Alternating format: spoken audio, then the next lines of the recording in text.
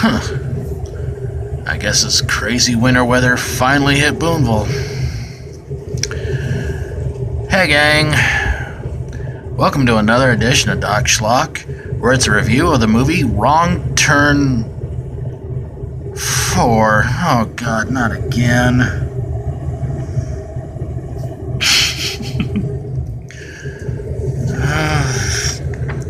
Oh wait, this one's supposed to be different. It's supposed to be a prequel. And a sequel. Wait, they already did that. Well, with another horror movie I'll be reviewing sometime in the near future.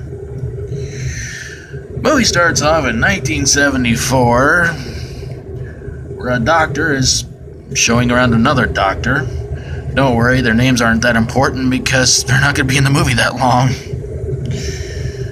Showing them around to the local insane asylum, where they get to one cell, which of course we have our three main cannibalistic reality TV toxic waste drinking prisoner killing family of Three Fingers, Sawtooth, and One Eye.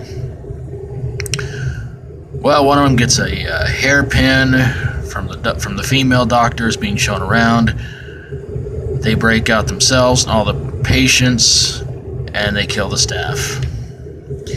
It's 29 years later, it's 2003, and some kids from a university go to the old insane asylum when their snowmobiles break down to try and spend the night. And, as you would expect, things go horribly, horribly wrong. So yeah, it's usage of barbed wire and some sort of weird looking drill thing, and yeah, you pretty much expect what you would expect in this movie, like it did the first three. Bunch of morons getting killed off. But in this one it had a different beginning. It didn't have people taking a wrong turn. It just started off in the insane asylum, and it just didn't go much better from there. So I guess technically this is wrong turn, as in the idiots from the university took the wrong turn. Anyway, so yeah, everybody pretty much gets killed off except for Sarah and Kenya. They almost escape on a snowmobile, which unfortunately they don't quite see a big string of barbed wire ahead of them. They get decapitated. Three Finger grabs their heads, throws it in the back of the truck that they drove in the first couple of wrong turn movies, and drive off singing Christmas carols. So why did this movie suck?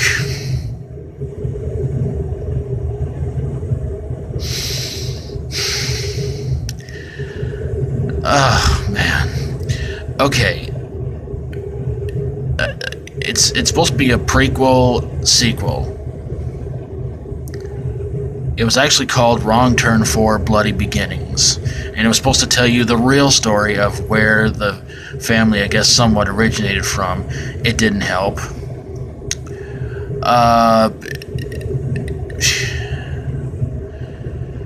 The gore in it was not bad, but not great, and kind of impractical. The ending itself, I'll say this much, it kind of came out of nowhere, but it just really seemed like at this point they were just, I don't know, it was like, we're running out of ideas. Where do we go to with part 4? And they said, let's try to really show them where they originally came from. Because, you know, in part 1, you have them as just a regular inbred hillbilly family. And in part 2, they want to be reality TV stars. And in part 3, they're hunting down prisoners for who knows what reason.